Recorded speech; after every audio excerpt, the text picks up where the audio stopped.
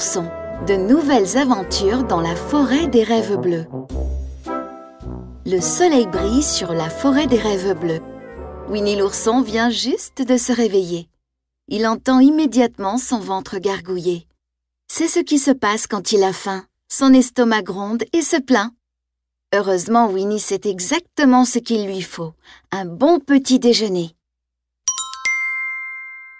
Oui, quand le ventre de l'ourson réclame à manger, le mieux est de partir en quête de délicieux miel, car tous ses pots sont vides. Il ne lui reste même pas une cuillère de bon miel sucré. Que faire alors? Eh bien, Winnie pourrait par exemple trouver du miel dans une ruche.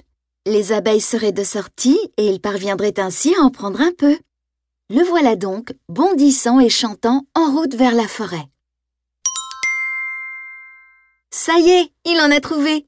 Il a repéré une grande quantité de miel dans le trou d'un tronc d'arbre. Winnie saisit une branche pour se cacher au cas où les abeilles reviendraient. Mais alors qu'il vient juste de plonger sa patte dans le trou, les abeilles sont de retour. Vite, Winnie, dépêche-toi! Ne te cache pas derrière la branche. Les abeilles t'ont repéré. Saute! Cours! Ouf! Les abeilles sont parties. Mais le ventre de Winnie continue de se manifester. Son ami bourriquet, l'âne, aura peut-être du miel à lui offrir, se dit Winnie. Il court le rejoindre chez lui. « Bonjour, bourriquet !» dit le petit ours en arrivant. Mais il remarque tout de suite quelque chose d'étrange. « Bourriquet, mais qu'est-ce qui est arrivé à ta queue ?» s'écrie Winnie surpris. « Elle n'est plus là !» L'âne se met les 4 fers en l'air pour vérifier et... Oui, Winnie a raison, sa queue a disparu. Où peut donc bien être la queue de bourriquet? Pas dans sa maison, c'est sûr. L'a-t-il perdue? Quel mystère! Quelques instants plus tard, Maître Hibou les rejoint. Lorsque Winnie lui raconte ce qui s'est passé, Maître Hibou leur donne immédiatement un bon conseil. Ce qu'il faut faire, c'est écrire un mot promettant une grande récompense à celui qui trouvera quelque chose en remplacement de la queue de bourriquet.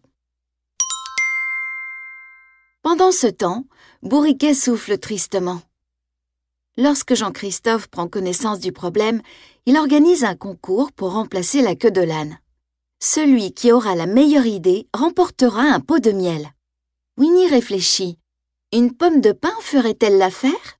Puis il secoue la tête. Non, une queue devrait être tout à fait unique.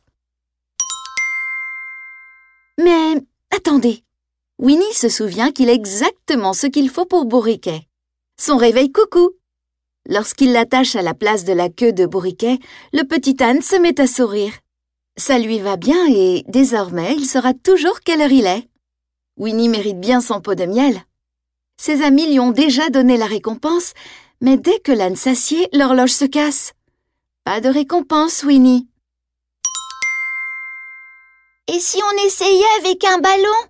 suggère à son tour Porcinet en apportant un beau ballon rouge. « En voilà une bonne idée, Porcinet !» lance Jean-Christophe. Il l'attache à la place de la queue de bourriquet. Malheureusement, l'âne n'est pas assez lourd et le ballon le fait flotter dans l'air. Non, cette queue ne va pas non plus. Jean-Christophe n'a pas d'autre choix que de détacher le ballon. Ensuite, quelqu'un suggère d'installer une girouette à la place de la queue. Mais cette idée ne convient pas car elle est trop dangereuse. Imaginez qu'un éclair s'abatte dessus. Les amis pensent alors à un parapluie. Les parapluies, ce n'est pas dangereux. Mais un vent fort se met à souffler, tirant bourriquet en arrière. Il n'abandonne pas et essaye encore et encore. Même avec un yo-yo et un accordéon. L'accordéon est aussi long qu'une queue, mais il n'est pas confortable et il émet un son à chaque pas que fait bourriquet. Grand Gourou s'y met à son tour. Elle offre à bourriquet son écharpe afin que son ami ait une queue toute nouvelle et toute douce. Sera-t-elle la grande gagnante du pot de miel? Malheureusement, non. L'écharpe commence à s'effilocher et bourriquet est de plus en plus triste. Ils retournent tous chez eux pour réfléchir davantage. Mais Winnie n'arrive pas à se concentrer. Son ventre n'arrête pas de gargouiller. Le petit ours repart donc chercher du miel, mais il n'en trouve nulle part. Pas même une petite lichette dans toute la forêt des rêves bleus. Après avoir cherché dans tous les sens, Winnie arrive devant la porte de la maison de Maître Hibou. Et là, il découvre que la corde de la cloche n'est autre que la queue de Bourriquet. C'est là qu'elle était.